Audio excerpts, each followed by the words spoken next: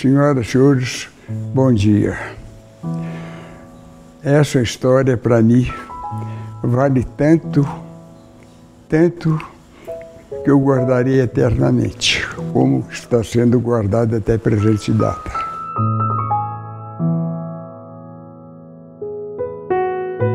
Pessoas como Belmiro não morrem jamais. Revivem a cada dia em tudo que semearam em sua passagem pela vida. São obras, ideias e exemplos que permanecem, dando flores e frutos que tornam a vida melhor. É por essa semeadura que se mede o valor de uma vida.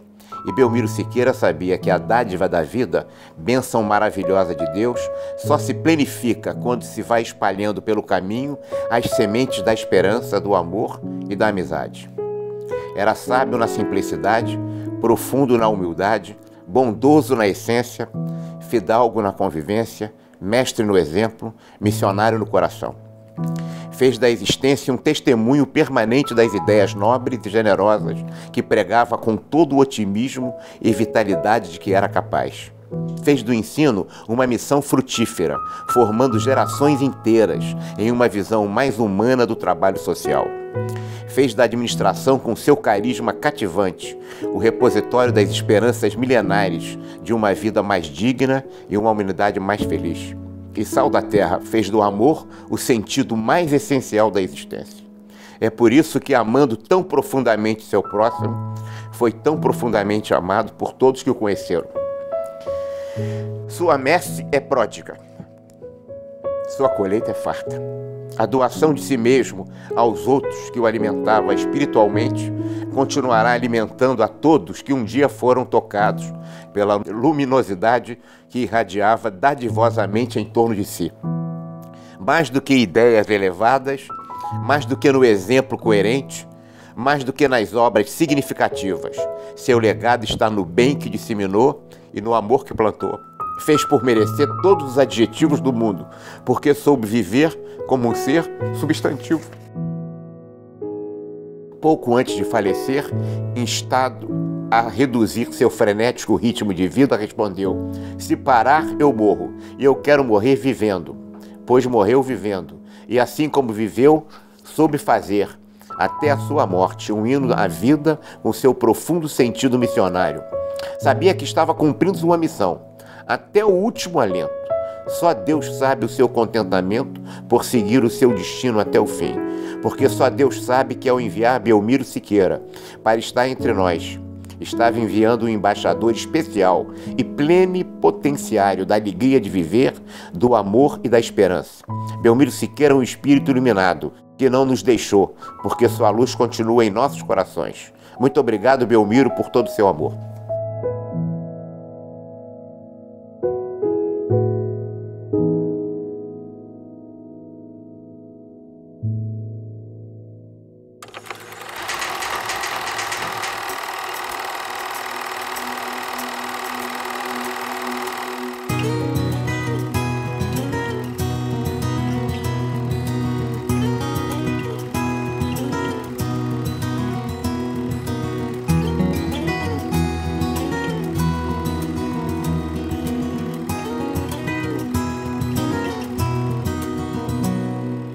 Os meus 4 avós, pai de mãe e pai, são de origem italiana. Apenas um dos 4 não era italiano. E, portanto, o Siqueira vem exatamente daí, que era português. Esta importante família teve em Diogo de Siqueira o iniciante deste enorme clã.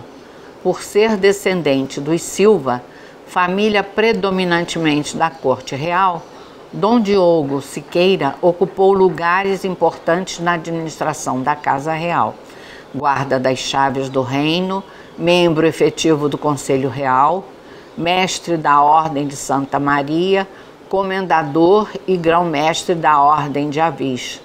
Teve seu brasão de armas concedida por decreto pelo rei de Portugal. Quer dizer, os pais do Belmiro, portanto meus avós e bisavós, vieram no final do século XIX, final do século XIX, 1895, para o Brasil, vindo da Calábria, como aqueles bons imigrantes italianos. Eles foram para Ubá, para a cidade de Ubá, que era uma cidade naquela época que tinha um grupo grande de italianos que iam para a lavoura, né? Lavoura de fumo, lavoura de manga, lavoura de produtos dessas de consumo imediato, mas basicamente o fumo.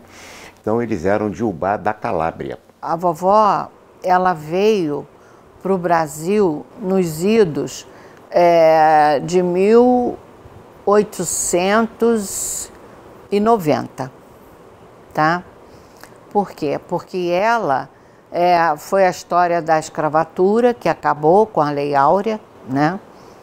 E os italianos vieram, portugueses, vieram para tomar conta da mão de obra, ou seja, acabou a escravatura, então tinha que substituir as fazendas e tudo. Quando o meu avô que se casa com a minha avó, né, ele morre muito cedo, ele morre por um apendicite supurada, chamava-se João Siqueira, exatamente daí o Siqueira, né?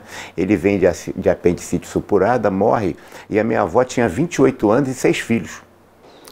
Então aqui nós temos os Siqueiras, quer dizer, o vovô João Siqueira, Teresa Jório Siqueira, que era a vovó, e tem o tio Belmiro, que na época era o caçulinha.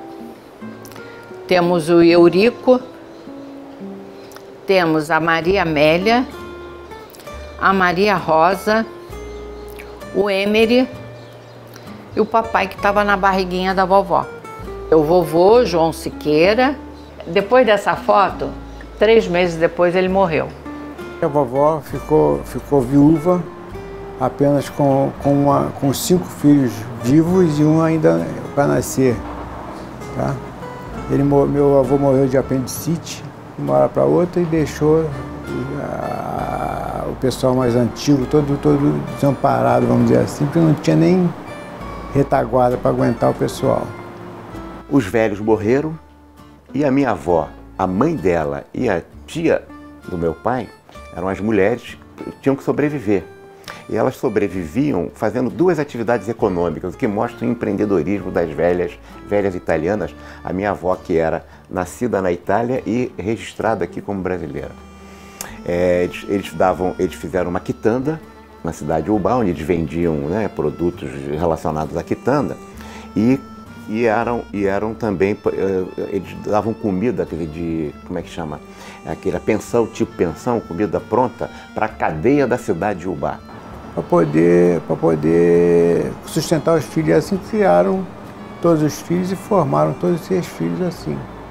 E durante muitos anos foram prósperas em relação a essa atividade da quitanda e juntamente também com a atividade de pensão para presídio. Aí elas se instalaram lá em Ubá, acabaram constituindo lá os armazéns, que era uma rua bem grande, e que elas eram as donas, né? Aquela história que tinha o armazém da fazenda, né? E elas é que tomaram conta. A venda era o ganho deles. Nessa venda, ela fazia linguiça, ela fazia broa, bolo, pão. Eram pessoas daquela época, poderíamos chamar de classe média, que tinha quitanda, que dava pensão para o presídio, não era para o presídio, era para a prisão local, né? E que viviam daquilo. Elas eram tão empreendedoras. O meu avô Siqueira era barbeiro. Era barbeiro, portanto, você imagina, década de 10, 12, 14, anos 10, 12, 14, eles importaram um carro, as velhas, e deram para o meu avô, que era barbeiro. Ele era, em verdade, ele tinha uma atividade profissional própria, mas quem, em verdade, tinha dimensão econômica eram as velhas, que não eram velhas naquela época, eram jovens e muito empreendedoras. Para levar um carro para Ubá naquela época tinha que ser de trem, né? Então eles levaram o carro de trem, aqueles carros de 1914, né? E o meu avô andava de carro para lá e para cá. E o vovô, eu conto, o vovô era muito levado. E o tio era prefeito em Ubá.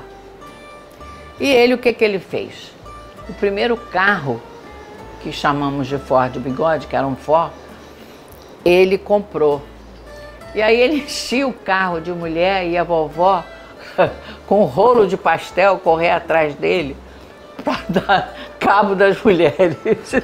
Quando houve a transferência da geração do meu pai, dos meus tios, que vieram para o Rio, esses sim tiveram no início dificuldades. Papai teve dificuldade, o tio Joãozinho teve dificuldade, o tio Emeri teve dificuldade, o tio Eurico menos, porque já estava bem estabelecido antes, já tinha a sua vida consolidada aqui no Rio de Janeiro.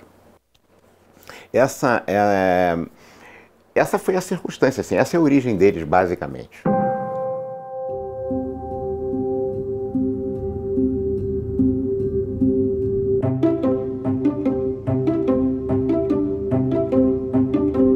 Deve ter sido uma infância gostosa, porque eles moravam numa casa na Praça da Mercedes, e essa casa eu conheci, né? Então era uma casa antiga, né? Agora, naquela época, quando eu conheci, e tinha um terreno enorme, tinha um rio no fundo, e tinha muita fruta, muita coisa. Então eu acho que deve ter sido uma coisa muito prazerosa de menino. Nós brigamos na pracinha ali, pracinha da Mercedes, em frente à casa dele. Hoje tem a igreja da Mercedes até hoje lá ainda, a praça também está lá. A casa dele era um casarão grande. Quando chovia, a calha na rua, para chover, pingava. Aí passava assim, pingou. Quer dizer, a casa dele tinha uns degraus para subir, meia alta. No passeio tinha uns degraus assim, na casa dele. A avó dele tinha uma espécie de mercearia. Vendia lá um pão, vendia um doce, né? Passatempo, né, coitada? Né? E tinha os pés de moleque, bebês e tal. Quando tinha pessoal lá na praça brincando e tal, Cavalinho de São Jorge, jogava bola, não sei o que e tal. Ele ia lá pegar 2, 3 pés de moleque e distribuía. Aqui, ó, ginásio São José é o lugar onde ele estudou. O lugar é bonito, né? Fazia a vida de uma menina do interior que todos aqueles jogos fazia. Jogo de ping-pong, jogo de como é que chama, de peão, né? A pipa, todas essas coisas que um jovem daquela época fazia numa cidade pequena do interior em que todo mundo se conhecia. Ele fazia muitas coisas. O papai gostava de nadar no rio, que era um rio hoje absolutamente sujo, mas que tem na cidade de Ubá, é um afluente do rio Pomba, da cidade de Ubá. Às tardes, às vezes, tinha lá uma espécie de uma rinha no quintal dele, o fundo era o rio, até hoje existe o rio Ubá lá.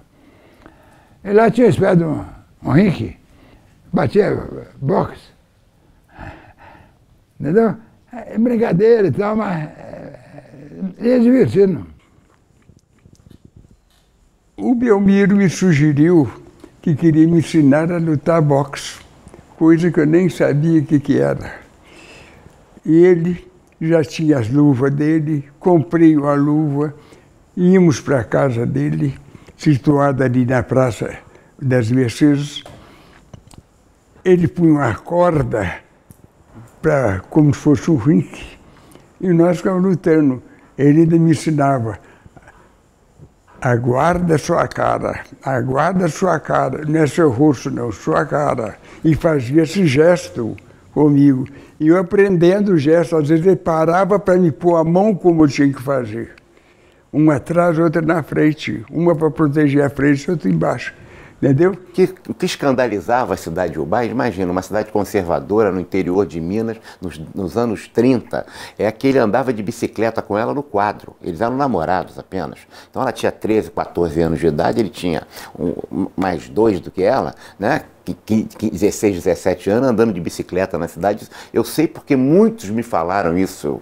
Fui muitas vezes em Ubá, e os contemporâneos dele naquela época me diziam do escândalo que era a cidade, o papai andando de bicicleta com a mamãe no quadro da bicicleta, que não era aquele quadro de bicicleta de mulher, mas que tinha o quadro que a mulher sentava na frente, né? O papai era uma pessoa moderna. Todo mundo, até há pouco tempo, quando existiam pessoas que tinham sido da época dele em Ubá, falavam disso, da bicicleta com a mamãe na garupa. realmente isso marcou ele lá. Marcou bem. Eles foram célebres naquela cidade, estamos falando, né, em 1938, 37, eles se casaram em 39. E, portanto, eram 2 meninos. Porque o papai casou muito novo, né, com 18 anos. No dia seguinte que ele fez 18 anos, ele casou. Ele começou a ganhar algum dinheiro dando aula particulares primeiro, né, e se transformou logo em professor. Casou 18 anos e 1 dia, quer dizer, no dia que ele fez 18 anos, ele casou no dia seguinte com uma mãe de 16.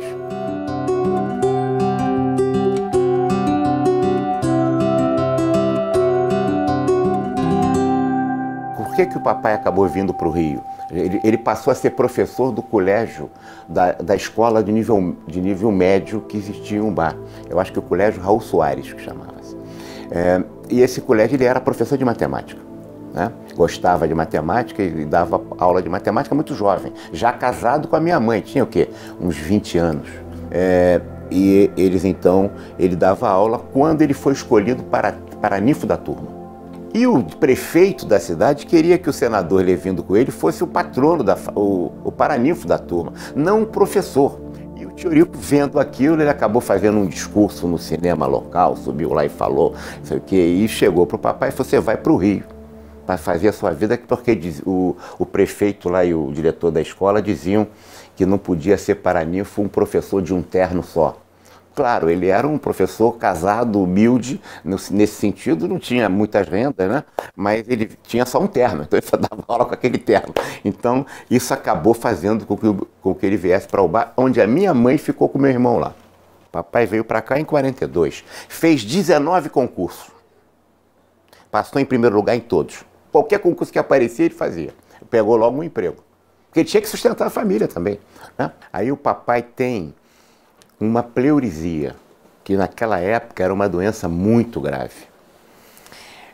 A mamãe vem para cá, 44, eles devem ter chegado aqui, eu nasci em 46.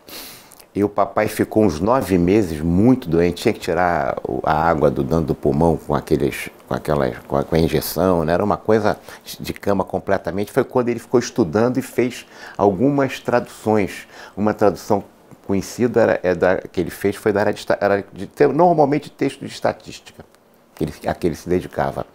E foi quando ele se preparou para fazer o concurso do DASP de técnico de administração, que foi feito em 49. Ele fez o concurso, era um concurso difícil, os nomes, você veja os nomes que são classificados, são muito bons. Por que o concurso era difícil? Você tinha que fazer uma tese, tinha uma prova escrita, uma prova oral e uma tese, com um texto de dissertação, com defesa de tese. E passou no DASP numa situação melhor do que o irmão dele, que já era advogado, né? É uma situação meia até estranha, né? Porque o irmão é que exigia que ele estudasse mais e mais. E ele levou a coisa tão a sério que ultrapassou, provado num concurso, né? E qual dos dois seria o melhor, ele se apresentou melhor. O Belmiro chega ao DASP num concurso público em primeiro lugar. E o segundo lugar foi o Alberto Guerreiro Ramos, que falou sobre a questão da questão do Fordismo, do Taylorismo e do Fayolismo, que eram os grandes ideólogos, vamos dizer assim, da administração naquela época, nos anos 40. Aqui eu tenho, por coincidência, a tese, né? A tese do Belmiro, pela qual ele entra para o DASP, não é? Essa tese, então, é de 1949. E aqui, então, nessa tese, ele faz uma avaliação e crítica da administração pública federal e propõe soluções, constrói soluções. Essa é a tese do Belmiro, né? DASP era Departamento Administrativo do Serviço Público. Ele seria hoje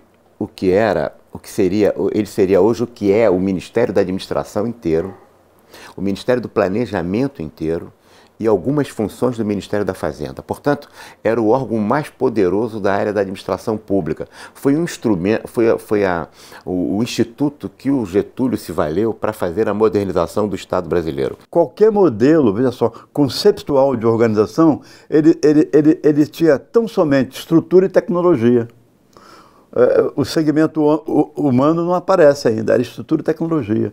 A partir das experiências era mecanicismo puro. A partir das experiências de alto meio, né, que aparece o terceiro segmento, estrutura, tecnologia e recursos humanos. Ele dizia que o mais importante são os seres humanos que nós temos.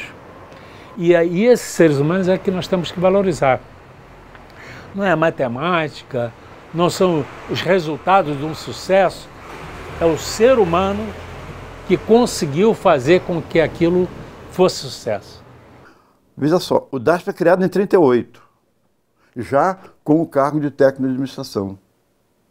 E o Belmiro, ao entrar para o DASP, ele já tem essa herança, digamos, ancestral, onde o foco no segmento humano era da maior importância.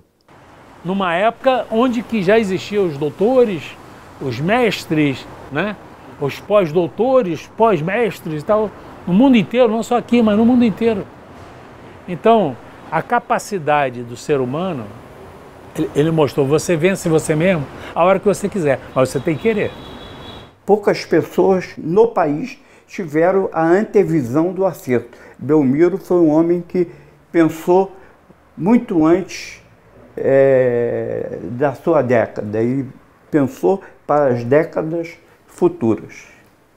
As pessoas dizem que a meritocracia é uma coisa moderna, né? Mas Belmiro já falava isso naquela época. Portanto, sempre acreditando no sistema do mérito. Ele tinha o próprio texto dele da tese de concurso é sobre do regime de concurso, né? O sistema exatamente da meritocracia, sua eficiente implantação no serviço público. Ele era um fervoroso, como é que eu diria, meu Deus do céu, defensor do sistema do mérito. Então, ao mesmo tempo que ele ensinava, ele ajudava a gente, ele dizia que a gente tinha que fazer concurso. Olha, o sistema do mérito, e ele tinha entrado no DASP através de mérito, porque o DASP fazia concurso para os técnicos de administração e não existia naquele tempo curso de administração. Veja bem, quando a gente lê a Ética Protestante e o Espírito do Capitalismo, que o Max Weber coloca muito na questão da realização empresarial dos países protestantes, na realização através do trabalho, é que a gente pode compreender uma personagem como Belmiro, por exemplo, que era absolutamente cristão, e cristão protestante, metodista, não o metodista que tem hoje, porque todas as religiões hoje mudaram muito em função das circunstâncias em que o mundo tanto tenha mudado, mas daquela linha mais tradicional do protestante que acreditava que a ética do trabalho era fundamental para a realização humana. O mérito advinha naquilo que você constrói, daquilo que você faz, seja no serviço público, seja na atividade empresarial. Né? Então, essa ética protestante era muito forte para ele, indiscutivelmente. Depois ele foi trabalhar na Fundação Getúlio Vargas, depois ele começou a dar aula, negócio de administração pública. Aí foi tendo cargos, né? Dava aula para os militares, dava aula para civil, dava aula para todo mundo. Como professor, muito bom, uma pessoa acordada, amiga, em que a gente poderia contar sempre, não só eu, como qualquer outro aluno, exigente, exigia, cobrava, mas dava de si. Estar na sala de aula, dialogar com os alunos, não é fazer palestra pelo Brasil afora. Sempre deu aula em cursinho, deu aula em colégio aqui. Exímio professor de natureza, desde pequititinho, ele já dava aula no colégio Raul Soares, em Iobá. Tá entendendo? Desde pequeno, gostava de matemática e grande estatístico que ele era. O Belmiro é tão diferenciado que uma das coisas que eu gosto de lembrar da época da faculdade é que uma das matérias dele era na sexta-feira, à noite, o último horário. Geralmente isso aí o aluno nem aparece, né? Belmiro é diferente. Belmiro era a sala cheia. Ele era um professor absolutamente bem relacionado com os alunos, quase que um popstar. Ele tinha um alunado que era fã-clube do Belmiro, uma fã-clube mesmo. E ele nunca fez por isso, não, ele não era demagogo, era o jeito dele. Era um jeito tão natural, tão espontâneo, tão amigo, tão sincero, que ele ia cativando todo mundo. Né? Além de ser um bom professor, ele tinha um excelente relacionamento com os alunos. Não era aquele professor que se coloca lá, né? Ele era um professor que, quando ele saía, ele ficava rodeado de alunos. E só os bons professores e que se tem bom relacionamento com as turmas é que isso acontece. Não gostava nem de ficar dar aula num patamar acima dos alunos. Ele gostava de dar aula no mesmo nível dos alunos. Ele dizia que isso igualava, nivelava ele com os alunos, se os alunos se sentiam melhor conversando com ele assim. Sendo professora, estava cuidando do seu próprio problema. Ele escutava todos, ouvia todos. Era um homem que a aula dele ninguém perdia. E o Belmiro era inquieto, ele não ficava sentado assim não, ele ficava andando para lá e para cá, lá. Aí na lousa escreve uma coisa, vai lá, pergunta. Então, a movimentação dele já era um espetáculo, né? Chamava atenção. Todo mundo ficava olhando para onde é que ele vai fazer, para onde ele vai. E assim trazia os conhecimentos dele de maneira gostosa, prazerosa. O despojamento dele, a maneira pela qual ele tratava as pessoas, e com um conhecimento absurdo. As pessoas às vezes viam aquela pessoa simples e não tinham noção de o quanto de conteúdo essa pessoa tinha. Ele tinha um conteúdo muito grande. Ele falava, ele conversando com a gente, era muito melhor a conversa dele do que a aula em si. Porque a aula de vida que ele dava. Ele chegava, ele colocava alguma coisa no quadro, e depois, já entenderam isso? Agora vamos conversar. Então nós começamos a conversar. Vou dizer o porquê o paizão. Além de ensinar, tinha pessoas próximas a ele. Ele tinha um costume de perceber quem eram os melhores alunos. Não só ele, como os outros aí. Então, os melhores alunos ele carregava. Um estagiário, para colocação em lugares bons. Não só no Rio de Janeiro, que eu quero deixar bem claro, para levar para os outros estados. Que a Fundação preparava mão de obra para todos os lugares. E ele sabia das oportunidades de emprego nos outros lugares. Quando eu estou falando do paizão, é no sentido de conduzir as pessoas, de ajudar, de abrir um caminho para as pessoas. O paizão é esse. Ele tinha muitos alunos, né? E ele mandava os alunos ligar para ele de madrugada, porque durante o dia ninguém ia encontrá-lo. Aí ligavam. E a mamãe ficava para morrer com ele, entendeu? Porque ele mandava ligar de madrugada. E ligavam mesmo. O apelido dele na Estácia era Orelhão. Aonde ele ia todo mundo atrás. Eu sei que a aula dele ele tinha aula sexta-feira, o último horário. Aí os alunos tinham vaga, por exemplo, de 1 ou 2 aulas entre a última e ele. Pois todo mundo esperava ele para assistir a aula. Ele às vezes me dava assim uma coisa para corrigir, ele falava assim, bota 10 para os meninas e 9 para os meninos. Eu falei, papai, mas que é isso? Se eles não estudarem, eles não vão conseguir ser bom profissional. Uma bússola para os conhecimentos da administração em geral, seja ela pública ou privada. Eu lhe digo, era um filósofo da administração. Ele era professor, mas foi além. Demonstrou sabedoria e com essa sabedoria deu um passo, virou um filósofo da administração. E eu, durante todo esse tempo, eu chamava ele, sempre que reencontrava com ele, my dear teacher, meu querido professor, né? E ele sempre sorridente, alegre, e sempre bem disposto para participar de qualquer reunião, de qualquer comissão. de liderar qualquer evento. Vamos falar com o ministro do Trabalho, o professor estava junto, ele era indispensável. Quando a gente vai falar, quem ajuda o expositor são aqueles que nos ouvem. De maneira que não é o que a gente fala que vale, é aquilo que vocês transformam naquilo que a gente falou. Essa elaboração, esse processamento é que nos ajuda e sempre nos inspira e sempre nos encoraja a falar sobre esse assunto, administração, que é um assunto que existe desde que o mundo é mundo, ou mesmo antes do mundo. Qualquer ponto do Brasil, Belmiro Siqueira foi fazer palestra, foi vender as suas ideias, e ele era um blaguiano.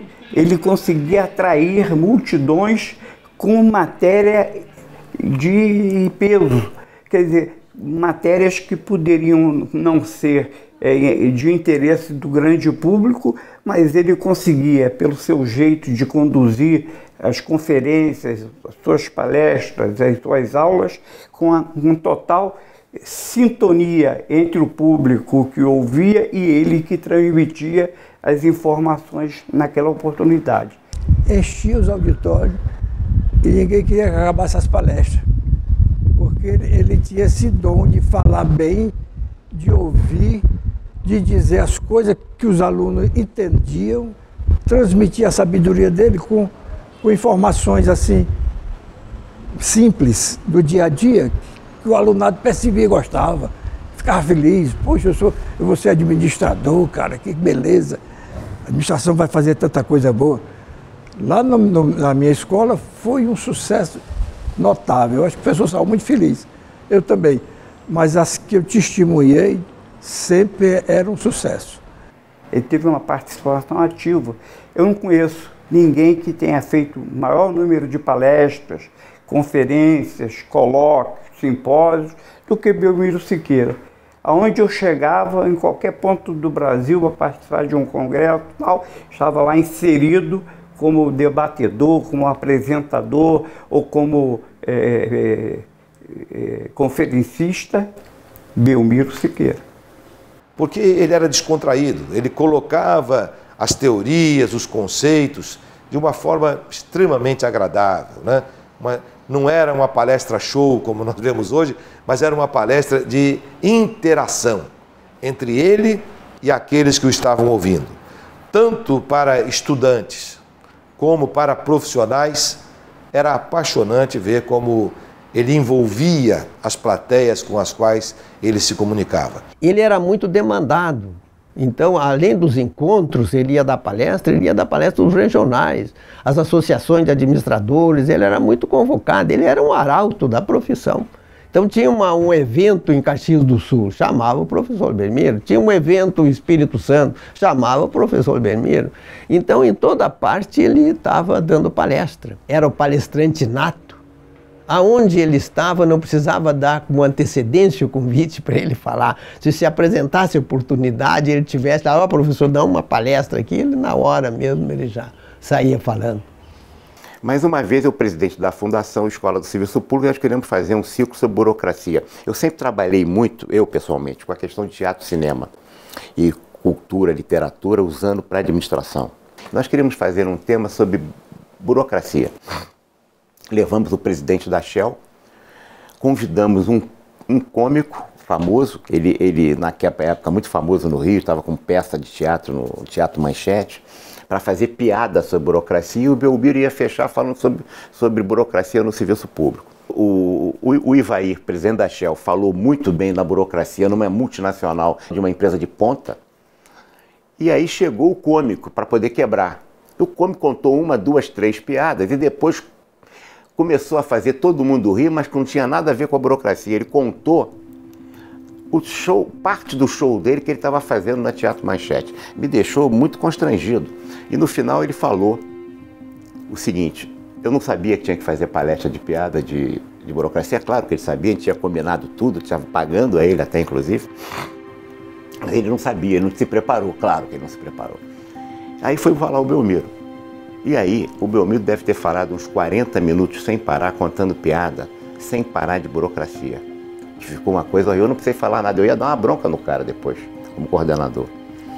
Mas ele contava piada, ele tinha muito jeito para contar piada, fazer expressão, ele tinha essas inteligências, né, que eu até gostaria de ter, que eu não tenho, tá certo? Que eu gostaria de ter. O Adão não sabia bem trepar na árvore e mandou a Eva fazer para ele.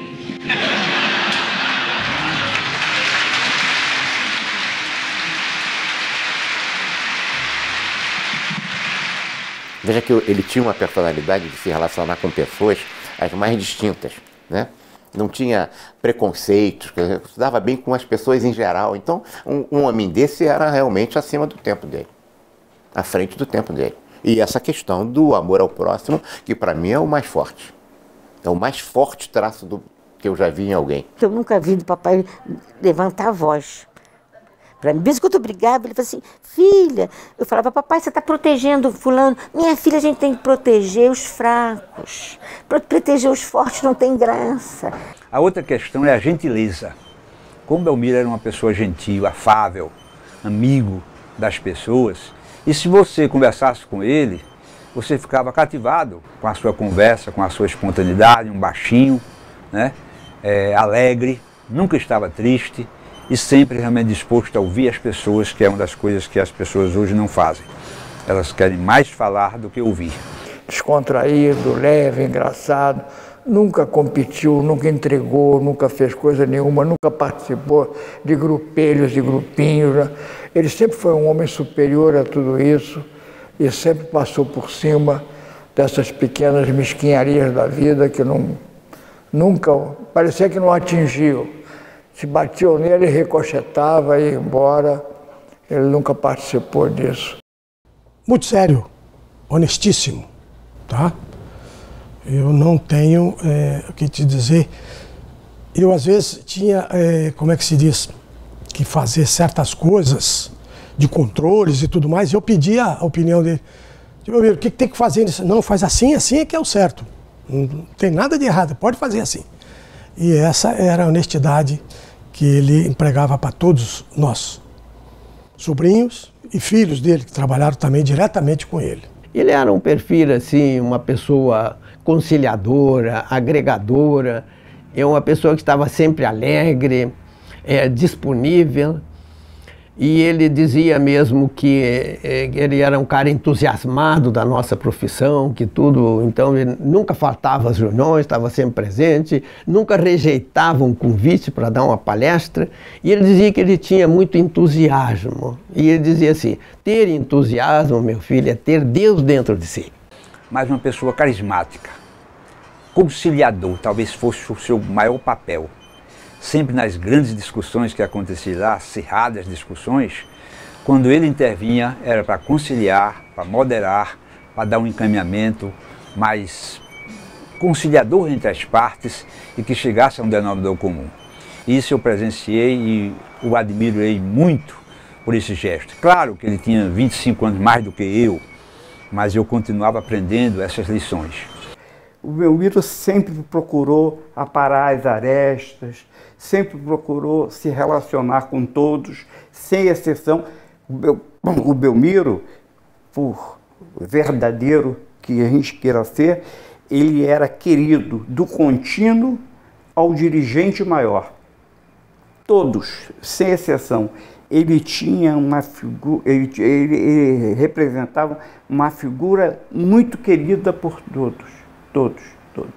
O meu avô era um pacifista, eu nunca o vi mal-humorado, nunca ouvi levantar o tom de voz. Aliás, acho que a única ocasião em que ele me repreendeu foi a ocasião em que eu peguei um jabuti lá da nossa casa e ele botou a cabecinha para fora e me mordeu e eu joguei ele no chão. E meu avô ficou bravo, mas ele não gritou comigo não. Ele falou só para não fazer mais isso, que era um bichinho, que ele sentia como a gente. Eu nunca vi levantar o tom de voz de verdade, nunca vi mal-humorado. Isso é uma raridade, assim. Como meu avô, eu não conheci pessoa alguma. O Belmiro era um cara que tinha um carisma incrível, uma pessoa encantadora, né? Você se tornava amigo do Belmiro antes de conhecer Belmiro, né? Ele era cantador, sedutor, carismático. E os funcionários que trabalhavam com ele realmente trabalhavam com ele com alegria. Quer dizer, ele tinha uma elevada autoestima. Então, não está escrito o que eu vou falar, mas intimamente ele recrutava pessoas para trabalhar com ele, ou as pessoas o procuravam, que tinha a mesma elevada autoestima que ele tinha. Quando chegava, já era com aquela alegria, rindo, já vinha rindo. E todo mundo ria, e ele era a presença mais marcante da mesa, o centro das atenções e o centro das alegrias.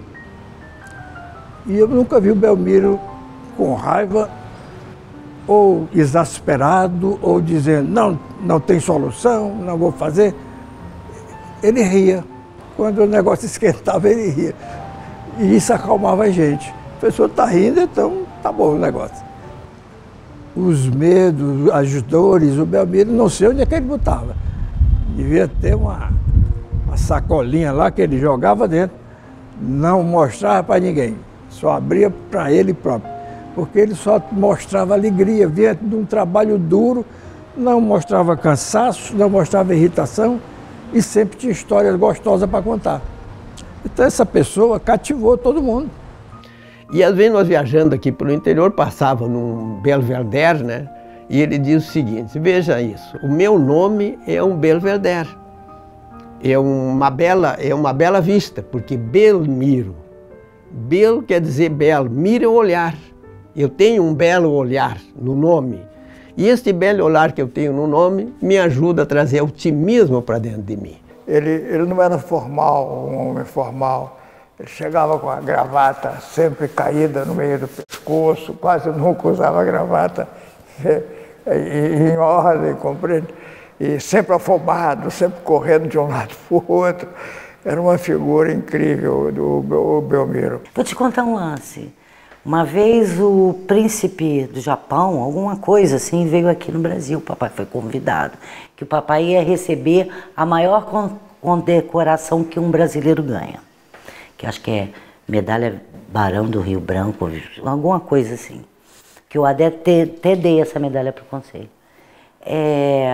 Aí eu fui com a mamãe, já existia o Barra Shop, fomos comprar um terno novo para o papai.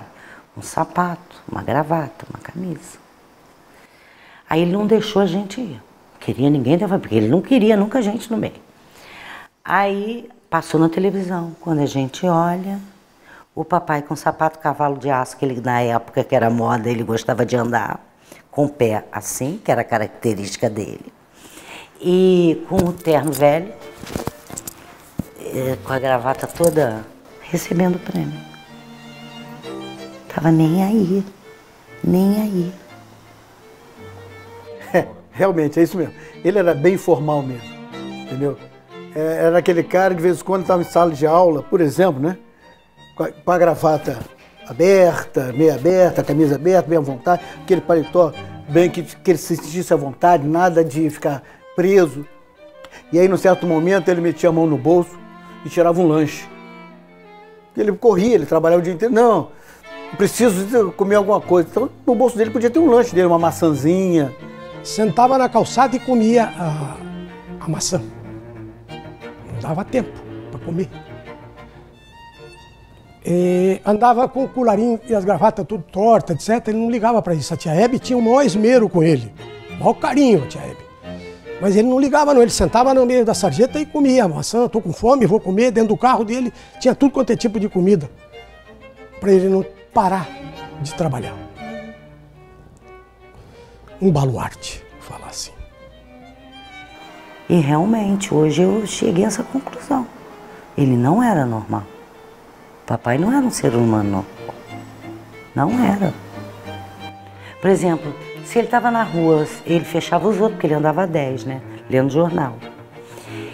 Quando eu via que o trânsito para Barra estava engarrafado, eu já sabia que era o papai dirigindo, lendo jornal devagar, 10. Entendeu?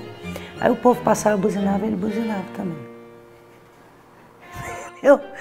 O povo xingava ele mandava beijo. O meu pai sempre tinha um saco de 50 quilos de milho para distribuir milho para os pombos na rua. Ele fazia isso. Quando esses moleques ficavam vendendo no sinal bala, ele comprava a caixa inteira. Tamanha era a bondade dele. Ele não era normal. Não era. Espetáculo em vida era uma falácia só.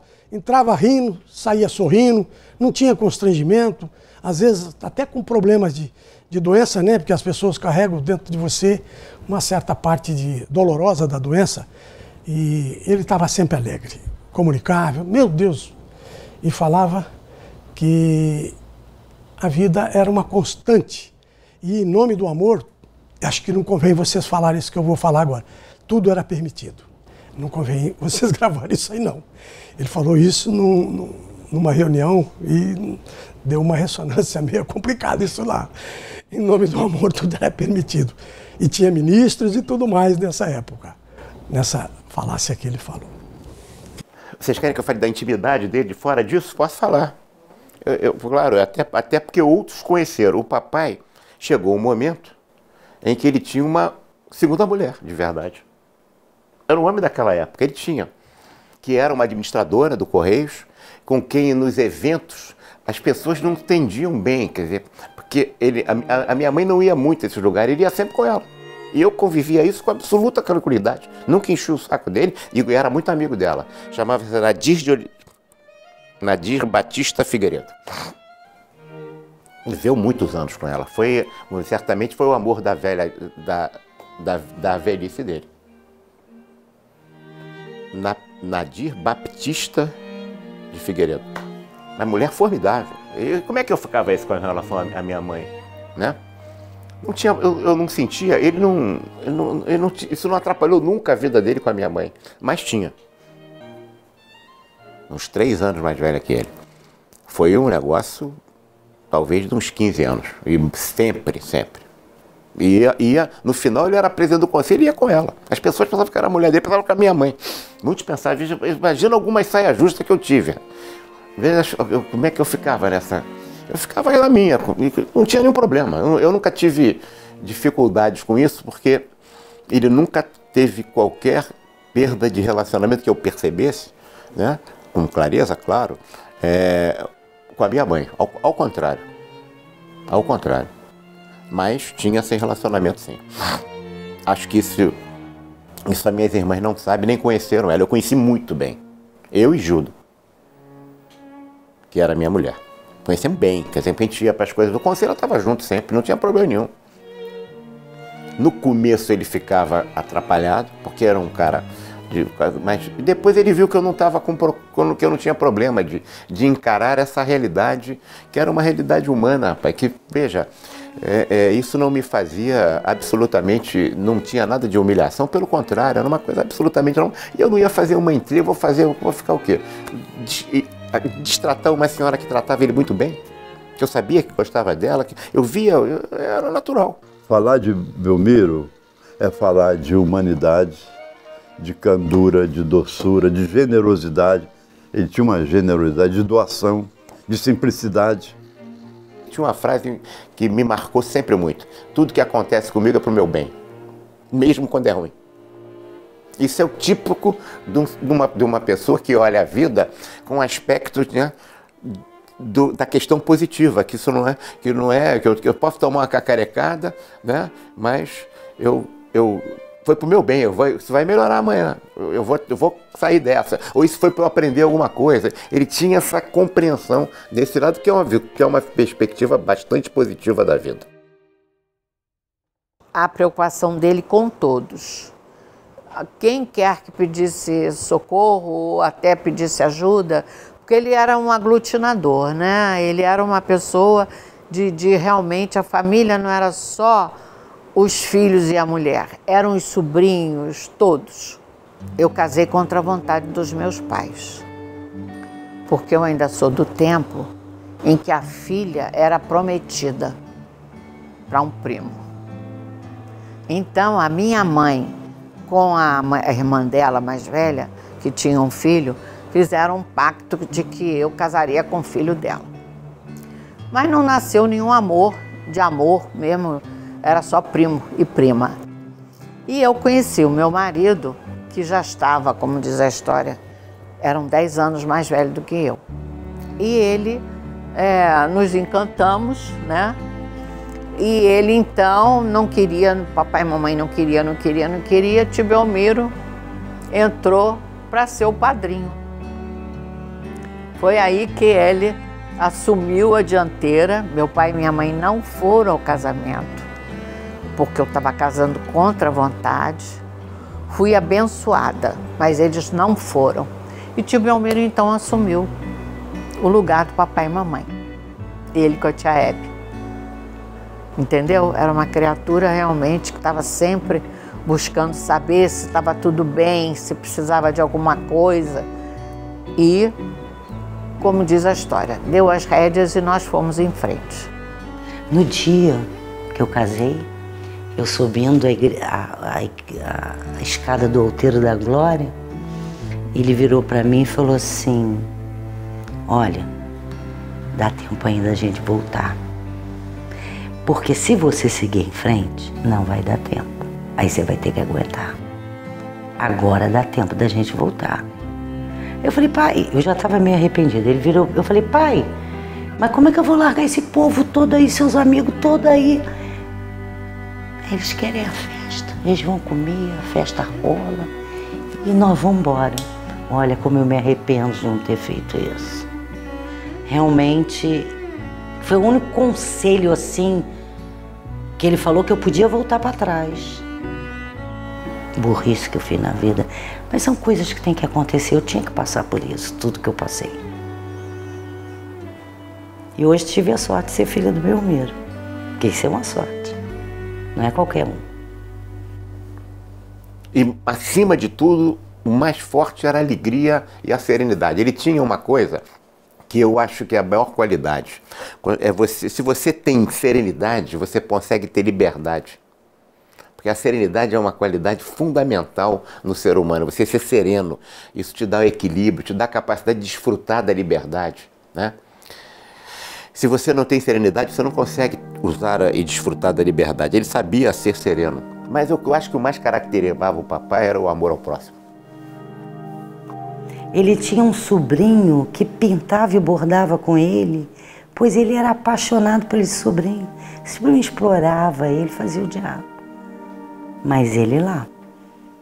No dia que esse sobrinho morreu, para ele foi a morte. Entendeu? Nunca deu as costas. Talvez se esse sobrinho fizesse com algum filho dele, mas como era com ele, a ele não afetava. Para ele era uma pessoa que precisava de amor, precisava de orientação, para ele era isso.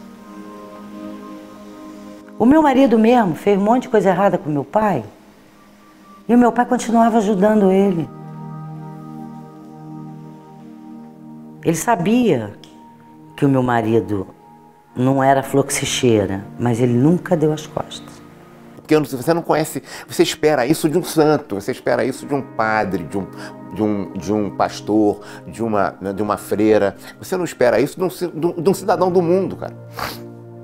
De sucesso profissional, que fazia atividades, que era um decisor, que tomava decisão, que tinha brigas, que tinha paixões naturalmente, mas que tinha o amor ao próximo como marca dominante. Essa característica que eu acho que era o mais forte dele, era o amor ao próximo, que é difícil, porque isso é muito fácil de falar. Eu vi um homem que praticava isso na realidade, que não era santo. Não era santo de forma nenhuma, não estou dizendo que o papai fosse santo, ao contrário. Tinha todos os problemas de todos os seres humanos, né? Natural, mas uma capacidade de se doar inacreditável. Só falavam bem dele.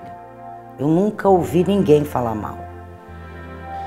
Acho que nem ele sabia como ele era tão querido. Nem ele tinha noção. Ele era uma pessoa muito carismática, muito boa, se doava para todo mundo. Ele era muito autêntico, então é isso. Ele era ele, acordando, dormindo, tomando café, trabalhando, não é? Quem é que pode ser assim? Muito pouca gente, né? Não era mole, não. O cara era bom mesmo. Então, o que a gente quer dizer é que o papel do administrador é cogitar de pessoal cogitar de orçamento, reparem bem, e para cogitar de pessoal, a gente já desafia o problema que eu diria de prioridade zero. Como é que a gente administra pessoal? E quando a gente fala em dinheiro, a gente pergunta como a gente administra recursos e dinheiro. Então, reparem que se nós buscarmos os nossos próprios colegas, no Simões Lopes, ou se procurarmos no Ivo Azul ou no Quintanilha, a gente vê que a gente pode fazer uma empresinha, essa empresa pode se desenvolver, depois nós podemos ser consultor de uma grande empresa, às tantas nós podemos ser ministro da Agricultura, ou pode ser como o nosso companheiro Gilene Fernandes está como um subministro, ou um verdadeiro ministro da administração ao lado do Dr. Luiz.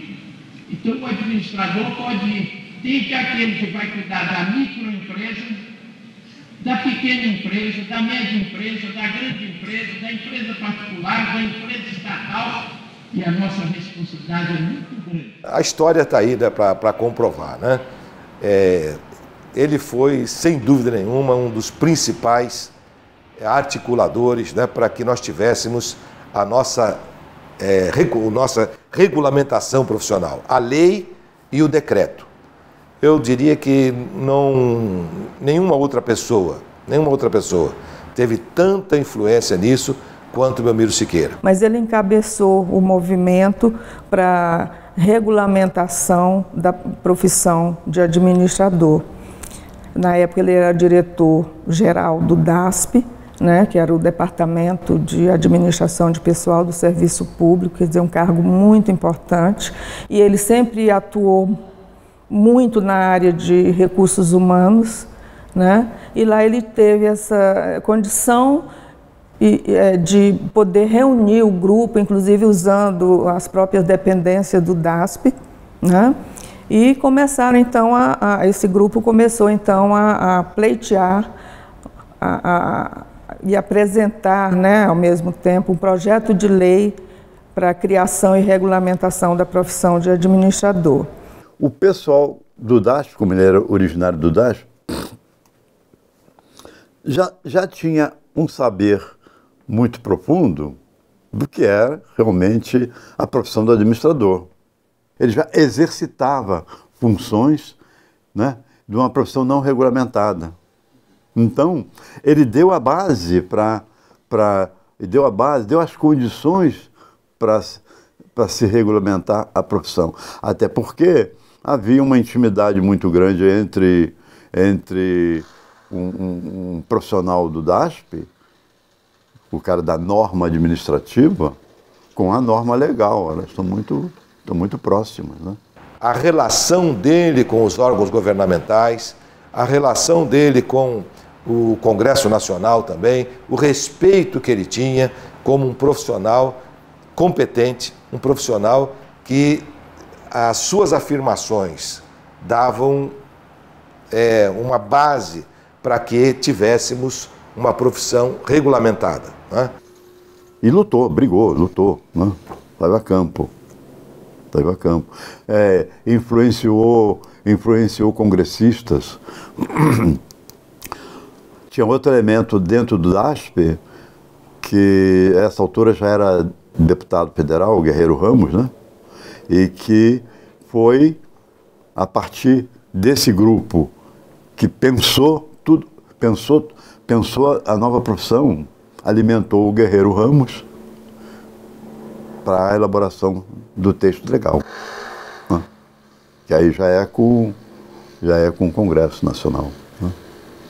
Chegou a apresentar um projeto de lei que era produto desse trabalho desse grupo de pessoas fazia. À medida que foram se formando estudantes na EBAP, em outras escolas, em São Paulo, Brasília ainda não era isso, mas Rio Grande do Sul, Santa Catarina, Paraná, alguns estados do Nordeste, Ceará, esse grupo formou atenção para os primeiros movimentos da lei que redundou no primeiro projeto em 65, que foi assinado pelo então deputado Guerreiro Ramos, que foi antes de 65, 62, desculpe.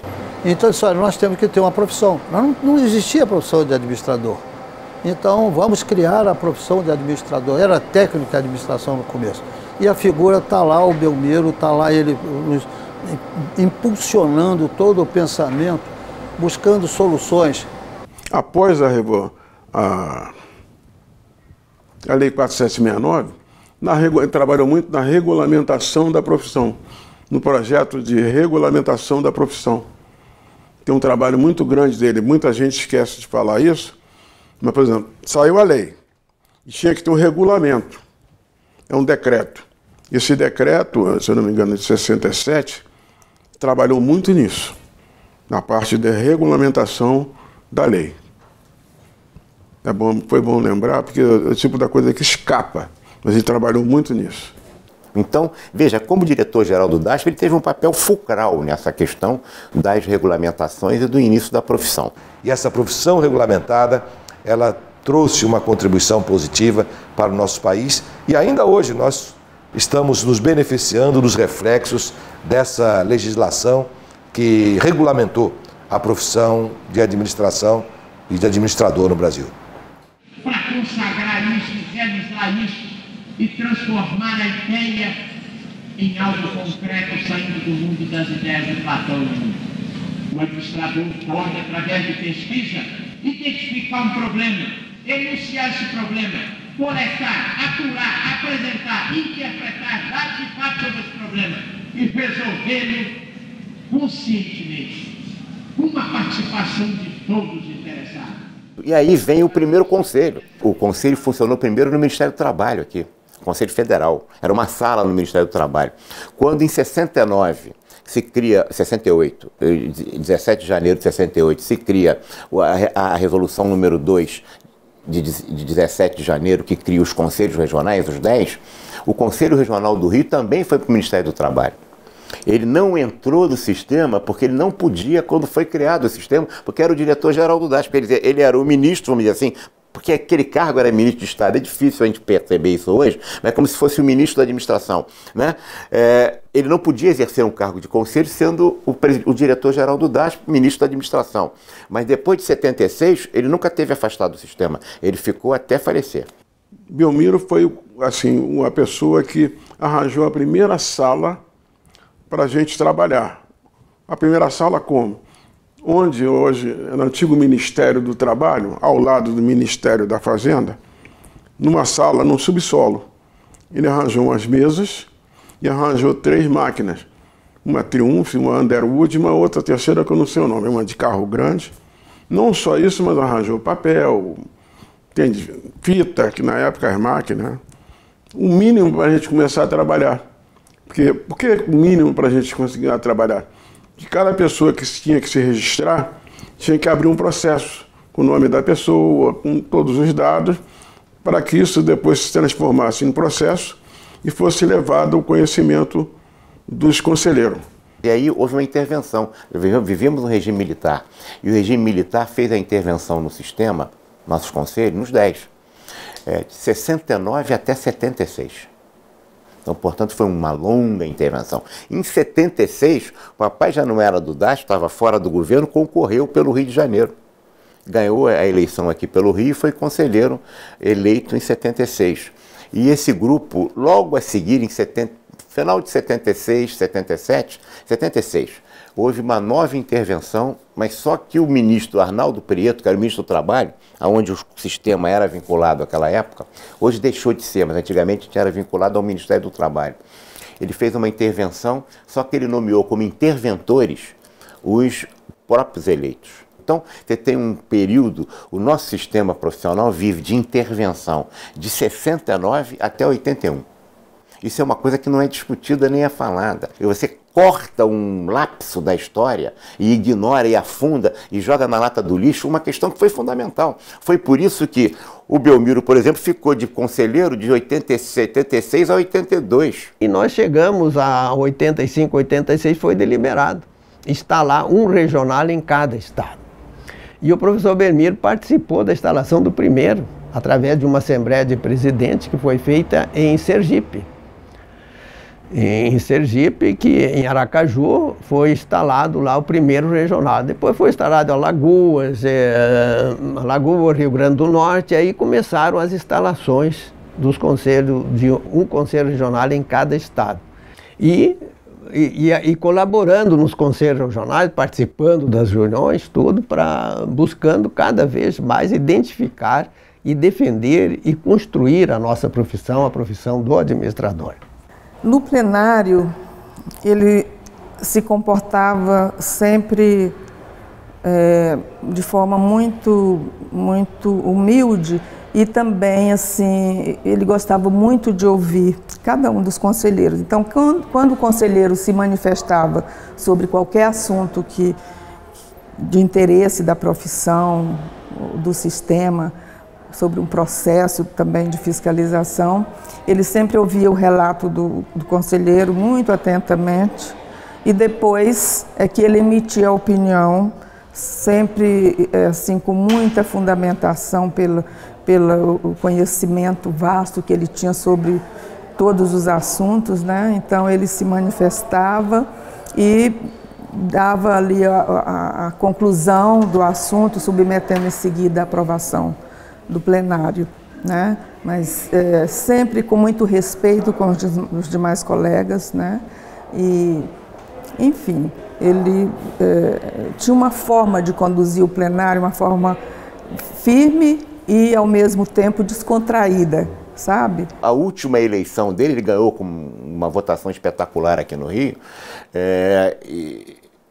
mas ele não chegou, porque ele ganhou a eleição em outubro e faleceu em novembro. Professor Belmiro, mais do que administrador e tudo, ele foi um missionário da administração. Belmiro é o nosso líder maior, sempre será o nosso líder maior. E melhor ainda, quando ele se tornou patrono da profissão, para mim foi assim, maravilhoso, né? Todo mundo tem um patrono. Exército, Aeronáutica, Marinha, Medicina. Por que os administradores não podem ter um patrono também? E, pela história, pela biografia do Belmiro, ele passou a vida toda em administração, brigando pela categoria dos administradores a posteriori, tá entendendo? E mostrando até como um homem de ponta junto a governo, junto ao DASP, Bem, a história dele mostra que ele já brigou muito por nós. Levei essa ideia para o nosso plenário. Inicialmente, aquelas pessoas que admiravam muito o Belmiro, vamos dizer, aceitaram logo a ideia. Porém, tinha algumas pessoas que, vamos dizer, não gostavam do Belmiro, não era na pessoa física ou psicológica do Belmiro, não, ou da inteligência do Belmiro. Era apenas questão política classista. Achava que ele não deveria ser. Inclusive, a grande argumentação com esses 4 conselhos dizia assim: não, vocês estão querendo botar o Belmiro porque ele morreu agora, é a morte dele, então é muito no emocional. Não, independente desse emocional. Nós vimos, analisamos que o critério que a gente viu foi a história dele.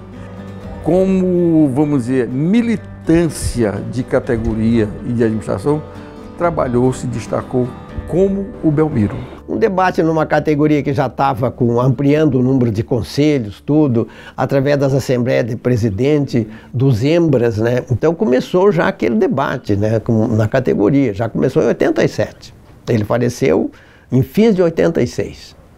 E já em 87 começou o debate. De forma muito justa foi escolhido o professor Belmiro, porque eu acho que não poderia ser outra pessoa para ser escolhido como patrono dos administradores, porque ele lutou pela regulamentação da profissão, lutou pela fixação do conselho, da sede do conselho em Brasília. Eu acho que o papel dele hoje, para nós administradores, que hoje somos em torno de uns 400 mil no Brasil, tá?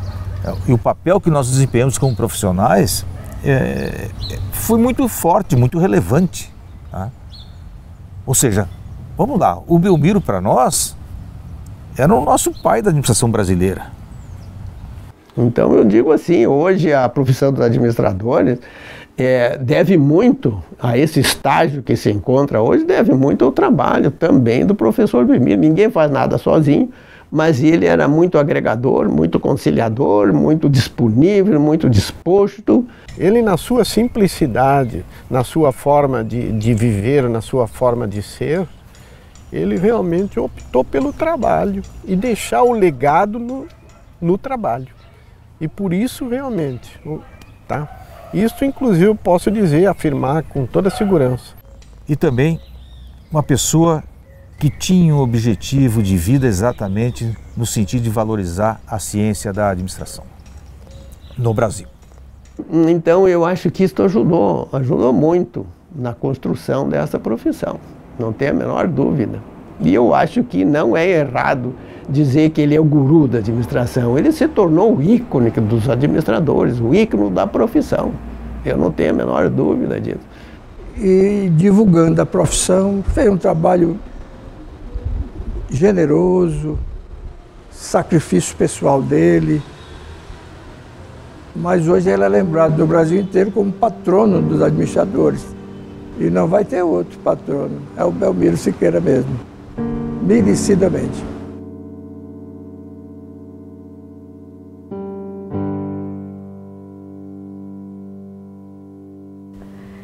Teve um aniversário dele que eu trabalhava, eu tinha um grupo de dança e a gente tinha uma apresentação. Isso foi um arrependimento que eu tive, né? No momento eu não consegui dimensionar, mas ele fez um aniversário e eu acho que ele sabia que era o último aniversário. Eu não, né? E eu me lembro dele ter me chamado, dele ter falado assim, mas eu não ouvi, né? Eu estava tão mergulhada na minha própria vida, nas minhas próprias coisas e com um senso de profissionalismo, eu não posso deixar de comparecer a um evento profissional que eu não fui. E foi um arrependimento muito grande, né? Mas são coisas, né? Ele se despede mesmo. Eu tenho esse vídeo. Você não fez esse vídeo da festa, eu tenho esse vídeo. Da festa? É. Temos. Mas não tem no conselho. Tem. Tem? Tem. Nasci sem pedir, vou morrer sem querer. Enquanto eu viver, eu vou viver gostosamente. E vocês estão vendo por quê? Esta é minha vida que hoje eu escondo. Nela existe muito de poesia e pronto. Esta é minha vida de tantas estradas, espinhos e flores que não valem nada. Para os outros, para mim vale sempre. Ontem, hoje, amanhã, daqui a muito tempo. Porque é um tempo que corre um eterno agora. E para mim o importante é o eterno agora. E este momento não importa a posição do corpo. Minha alma está de joelho agradecendo a vocês esse gesto de simpatia, de boa vontade, de carinho e de amor. Muito obrigado pelo amor de vocês, como o Mauro repete sempre. Mas como eu costumo dizer à minha amiga Nadia, quando eu marco o dia de descanso, no dia seguinte aparece mais trabalho. Quando eu quero reduzir viagem, aparece mais. Então eu resolvi dizer que esta é minha vida mesmo, cheia de ilusões e desilusões, de um homem que veio ao mundo desde que nasceu, sempre a trabalhar. E esse sempre a trabalhar sem saber por que até pouco tempo. Mas hoje, com a presença de vocês, valeu a pena. Ele tinha que fazer uma operação de coração que o meu irmão depois veio a fazer muitos anos e ficou muitos anos, a mesma cirurgia, e que sobreviveu muitos anos, acabou morrendo disso. Mas que os médicos viraram para ele foi com a Gilda ao médico. O médico falou, olha, a chance dessa operação é uma operação tentativa. Ele tinha que fazer uma espécie de prótese dentro do próprio coração com negócio de porco. Já estava começando aquilo. A chance dele ter dificuldade de sobreviver existia bastante provável, mas a chance dele ter força, andar e, enfim, fazer as coisas, talvez pudesse ter que ficar até em cadeira de roda. Falou isso, ferrou. Falou, olha, eu vou morrer como eu estou vivendo. Eu sabia, claro. A Gilda sabia bem, mamãe sabia menos. Cassandra sabia menos, o meu irmão sabia bem. era muito sério o negócio dele. Ele tinha um problema, ele teve um infarto em 82 primeiro, ele teve um infarto, né? Já tinha tido. E esse outro era um problema, não era problema de safena apenas, você fazer aquelas operações, né? Um tipo de personalidade dele, que era espírita, que não acreditava na morte encerra a vida, né? O cara não conseguiria. Eu acho que era prorrogar pela... Ele preferiu, ele fez uma opção de vida, acho que tem o direito da pessoa, o direito à liberdade, da liberdade do cara escolher o que eu quero fazer, pô. Eu não quero viver assim. Tá bem, acho que é legítimo. Eu não sei direito a frase, mas é tipo assim, eu não pedi para nascer e nem pedi para morrer, mas enquanto viver, vou viver intensamente. 15 dias, 20 dias antes, eu comecei a perceber assim. A minha mãe tinha ido para Juiz de Fora, que o irmão dela estava morrendo. O irmão de criação, que na verdade era primo. E ela foi para Juiz de Fora. Aí o papai chegou em casa, assim, cansado. E ele era doido com coisa de criança, ele adorava comer mingau de farinha láctea. Comer Nestogeno, leite puro. Aí ele falou, faz um mingau pra mim, e tinha que ser bem lisinho o mingau, não podia ter um carocinho. Aí eu fiz pra ele, falei, pai, você tá sentindo alguma coisa? Não, mas eu achei ele triste. Achei ele triste. Aí ele falou assim, amanhã eu vou pra Rondônia, sua mãe tá lá em Juiz de Fora, né? Eu falei, tá, ela só vai voltar na semana que vem. Aí eu fiz a mala dele, para ele ir para Rondônia. Fui levá-lo na porta, igual a mamãe sempre fez.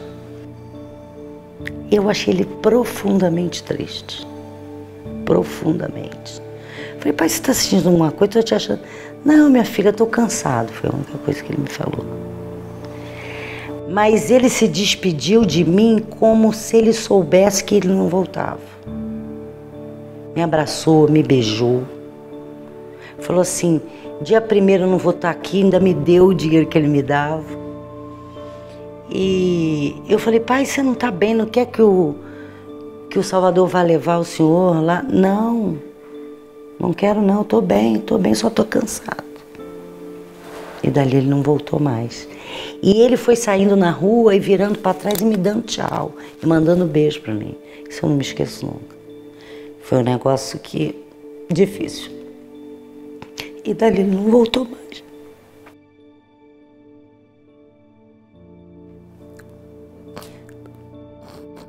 Escolha certa.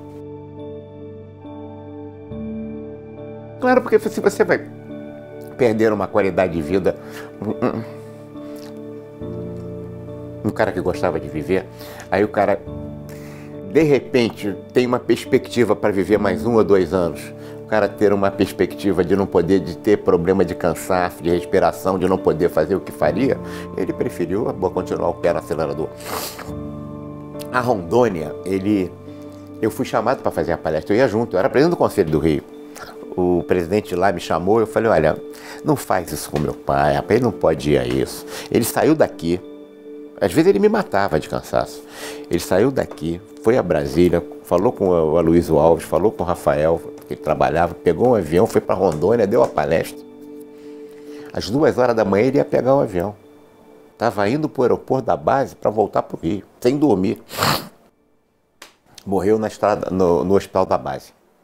Eu acho que eu tenho uma fita, não sei se já chegou na mão de vocês, que o Wagner gravou. O Wagner não, deram para o Wagner do último discurso dele lá em Rondônia. Você já tem acesso a isso? E ele fala na morte ali. Ele fala na morte ali. Ele fala. Ele morreu 2 horas depois. Ele fala na morte. Aparecendo muito cuspe na língua, na boca, na hora. Aquilo ali já era um anúncio. Parece cuspe, ele parece muito... Eu não conseguia falar direito, quer dizer, eu não estava pronunciando bem as palavras. Ele teve uma parada cardíaca. Aí os médicos falaram, calma, professor, você está ficando bem. Ele falou, não, eu vou morrer. Chama o Sebastião, que era uma espécie de um secretário dele que estava viajando com ele. Ele falou, Sebastião, na minha pasta tem não sei quantos mil em dinheiro, porque o papai não andava com cheque, só andava com muito dinheiro. Naquela época não tinha ladrão, né? Aí, eu quero que você entregue para meus filhos, dê um beijo neles, para minha mulher. Diga que eu os amo. Virou pro lado e morreu. Os médicos ressuscitaram ele com a parada cardíaca. Ele voltou e ainda falou o que ele queria e depois virou pro lado e morreu. Eu sonhei com ele, voando, num tom de céu assim azul. Ele estava com uma camisa de tecido azul clara também. Os botões entreabertos, um pouco. Ele estava com os braços abertos e com o cabelo voando bastante, sorrindo muito. Eu lembro disso, assim, nitidamente. E acordei no meio da noite. Não lembro se eram umas 2 horas da manhã, alguma coisa assim. E achei aquilo estranho, porque ele estava tão longe. E eu sonhei com ele, assim. Falei, gente, será que aconteceu alguma coisa com o tio Belmiro? E eu acho que foi o momento exato da morte dele. Na manhã seguinte, o telefone tocou cedo. O marido da minha prima, na época, atendeu e veio a notícia do falecimento dele. E aquilo nos chocou muito, que foi uma perda muito grande, foi muita surpresa.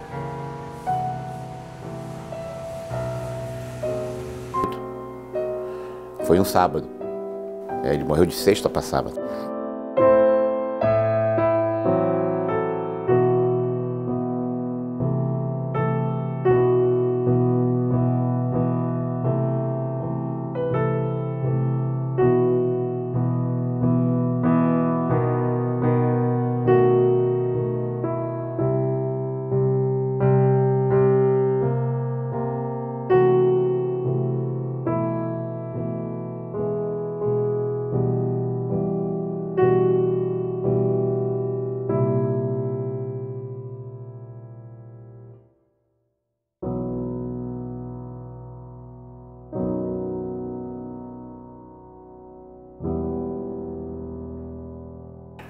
Quer dizer, eles foram pegar, eu não fui. A Andréia estava, o meu irmão, não sei se Cassandra, foram pegar o corpo e levaram para ali onde ele foi velado, ali na Ordem Terceira do Carmo, aqui no Rio de Janeiro, né? Memorial do Carmo. Foi ali o enterro. Nossa, eu nunca pensei que meu pai fosse tão importante. Tanta gente, tanta gente, tanta gente. Tipo assim, na hora dele descer a sepultura, eu queria chegar e não conseguia chegar perto. Aí uma amiga minha não, o Miro Teixeira, foi abrindo o caminho para mim conseguir chegar até o túmulo. Eu sei que eu fui lá e chorei muito, porque eu queria muito bem o professor Belmiro. Eu chorei muito, é evidente, dei um beijinho na testa dele, o que não é muito fácil, beijar um cadáver. Mas só quando a gente quer muito bem a uma pessoa. Ele morreu muito jovem, é verdade, com 65. Então, morreu, fez aniversário e morreu no mês seguinte. Então não chegou a viver os 65, só um mês. Fiquei órfão. O primeiro momento foi de choque, apreensão, né? Mas um sentimento forte de fiquei órfão, perdi um dos meus pilares, ou alguns, meu grande pilar. É a comoção, né, de ver uma pessoa tão natural, tão cheia de vida, né? Que de repente a gente toma conhecimento de que não se encontra mais conosco. Ao mesmo tempo, é o reconhecimento de que deixou um legado. E que esse legado persiste até hoje, deve persistir por muito tempo ainda, né? É realmente que a gente leva um choque imediato, a gente sente, mas com relação a Belmiro Siqueira, a gente só tem que não vamos idolatrar, porque senão não estaria de acordo com ele, pela sua simplicidade, pela sua falta de vaidade, de todas as coisas que realizou e nunca usou isso para se projetar. Para mim, ele não morreu, ele somente passou para um plano superior. Mas ele sai da vida para a eternidade mesma, matar a morte diariamente. Ele matava.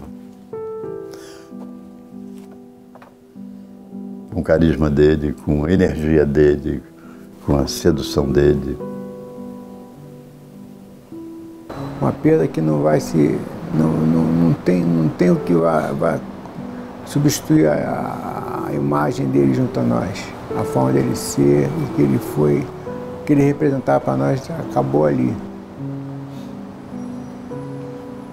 Eu senti muito, muito mesmo. Saí, eu fui embora longe, eu senti... Eu te digo que eu não sei se eu senti mais a morte dele ou do meu pai. Não sei. Mas o papai foi a grande referência. Não apenas porque era meu pai, isso eu queria que ficasse claro, mas também porque era a personalidade que ele era. Pelos ensinamentos, pela postura, pela prática dele, acima de tudo. E nisso, o amor ao próximo, para mim, era um negócio inacreditável. Às vezes parecia injusto. Agora, o que eu não me esqueço nunca é que o Belmiro, que foi o meu salva-vida, foi o único homem que me ajudou nessa terra. Assim, na hora do maior perda da minha vida, foi ele. Portanto,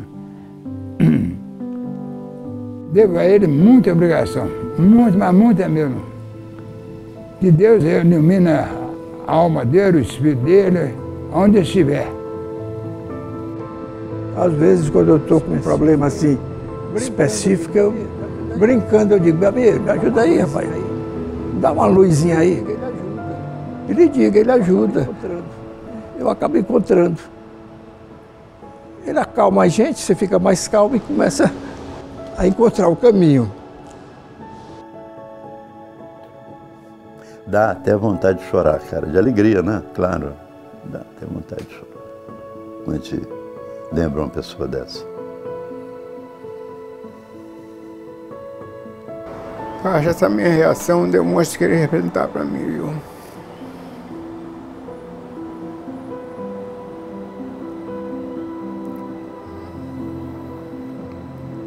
Embora nem todas pensem que eu gostava dele tanto como eu sempre lembrei dele.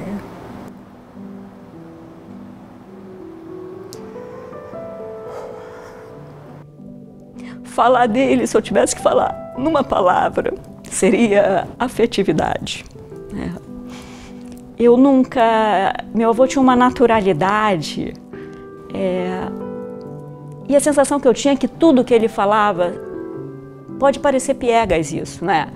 Mas com ele não era. A sensação que eu tinha é que tudo que ele falava vinha do coração, né? Tinha uma honestidade muito rara. Eu acho que você conhece 100 pessoas e você não conhece um Belmiro Siqueira.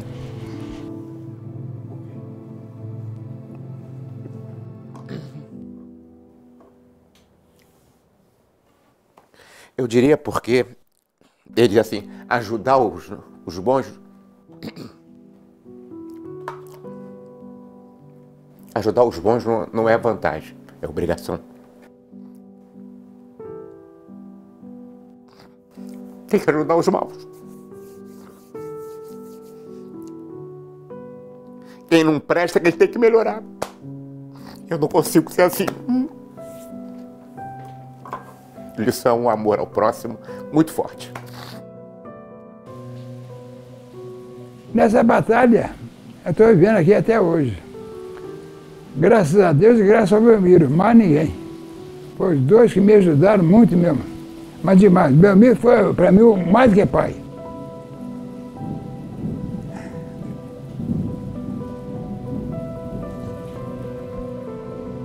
Se não fosse ele hoje, estaria perdido. Não tinha meu filho formado, não tinha meu neto formado, não tinha nada, porque não entendi o apoio meu. Um homem como o Belmiro, para mim, para minha família, eu amo sagrado. Eu amo sagrado.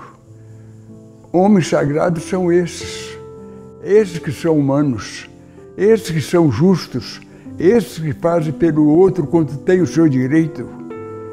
O homem sagrado é aquele que cumpre a sua obrigação na honestidade própria. É assim que eu acho que deve ser o ser humano. Belmiro Siqueira, para mim, é o grande homem de minha vida e sempre será por eternidade enquanto eu existir. O que eu gostaria de dizer, se for para finalizar, que Belmiro não morreu. Ele está na sua obra, nos seus textos, nas normas do sistema. E eu plagiaria aqui o Guimarães Rosas, na sua obra maior, Grande Sertão Veredas, quando Guimarães Rosa fala que as pessoas não morrem, elas ficam encantadas. Belmiro não morreu, Belmiro ficou encantado. Uma prece para Belmiro, é que eu desejaria aqui. Prece para Belmiro.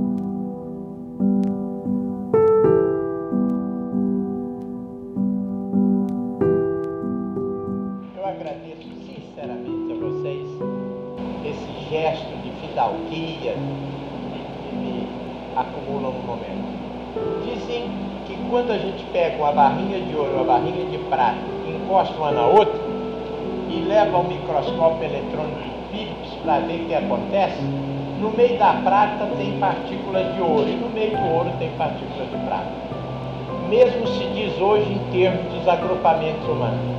Quando a gente se fala, debate, conversa, dialoga, uns ficam perto do outro, um observa o outro, vice-versa, o eletrônico de um entra no eletrônico do outro. Então eu espero que o muito do ouro de vocês enche um pouquinho da minha prata. E espero que alguma partícula da minha prata acumule o ouro de vocês. Não sei onde estarei dentro de algum tempo, mas onde eu estiver, eu me lembrarei desse gesto de simpatia, de boa vontade, de amor que vocês tiveram para comigo. Muito obrigado mesmo pelo amor de vocês, hein?